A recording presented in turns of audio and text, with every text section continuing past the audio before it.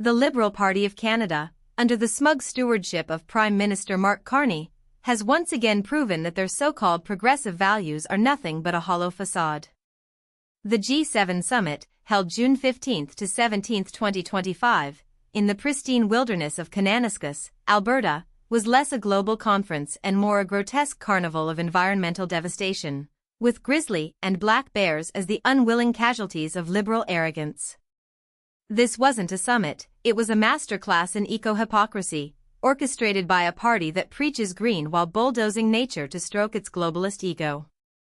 Kananaskis, a haven for Alberta's majestic bears, was transformed into a dystopian fortress for Carney's G7 photo-op, electric fences, drones buzzing like vultures, thermal cameras, bear traps, and so-called bear dogs were deployed to keep wildlife at bay while world leaders sipped champagne and pontificated about sustainability. Over 200 wildlife incidents, half involving bears, were reported during this fiasco.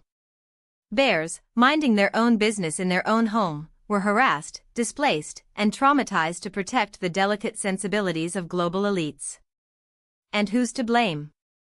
The Liberals, who chose this sacred wilderness as their stage, knowing full well the chaos it would unleash. Let's not forget the precedent. During the 2002 G8 summit in Kananaskis, a bear died after being tranquilized by overzealous security. Did the Liberals learn from this? Of course not.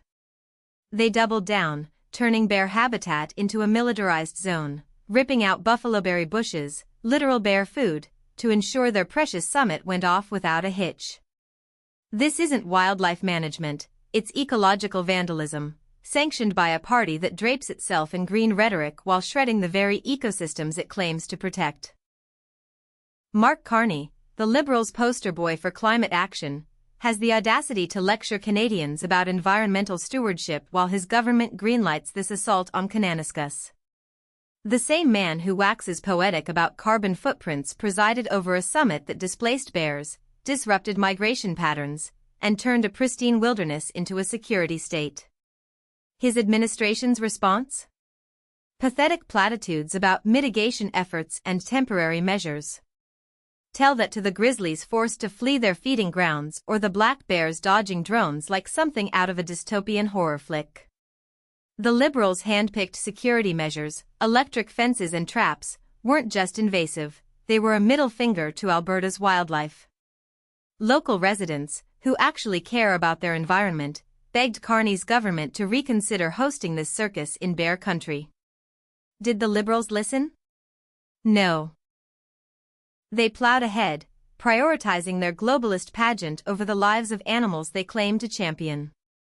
This is the Liberal brand, all talk, no substance, and a trail of environmental wreckage in their wake. Let's talk about the broader picture. The Liberals love to pat themselves on the back for their climate leadership, but their G7 agenda was a fossil fuel love letter. Greenpeace Canada and Oxfam called them out for dodging real climate action, and they're right. Canada, under Liberal rule, remains a top fossil fuel pusher, and Carney's summit did nothing to change that. Yet they have the gall to stage their eco-theater in Kananaskis, trampling bear habitats to discuss global priorities that conveniently ignore the destruction under their noses. This isn't just incompetence, it's malice dressed up as progress. The Liberals knew Kananaskis was a sensitive ecosystem. They knew bears would suffer. And they did it anyway, because their photo-op with world leaders mattered more than the wildlife they claimed to protect. It's a disgusting display of priorities, and every Canadian who cares about nature should be furious. The G7 summit is over, but the scars remain. Bears in Kananaskis are still reeling from the Liberal-induced chaos. Disrupted feeding patterns, stressed populations, and a wilderness violated, all for a 3-day ego trip. And what do we get from Carney and his Liberal cronies? Excuses. They'll point to their wildlife management as if it absolves them of turning a sanctuary into a battleground. They'll hide behind buzzwords like sustainability while Alberta's bears pay the price for their hypocrisy. This is the Liberal legacy, a party that screams about the environment while trashing it for clout. They don't care about bears, or Kananaskis, or the Albertans who begged them to take their summit elsewhere. They care about power, optics, and their globalist buddies. The next time a liberal tries to sell you their green credentials, remember the bears of Kananaskis, displaced, harassed, and forgotten, all because Mark Carney and his party decided their habitat was expendable. Shame on you, liberals. Alberta's wildlife deserves better. Power's sexy, deception's deadly, and politics? Always messy. High stakes, higher lies, and corruption. Power isn't taken, it's bought. Politics has never been so dirty, and baby, we're just getting started. Until the next scandal, XOXO.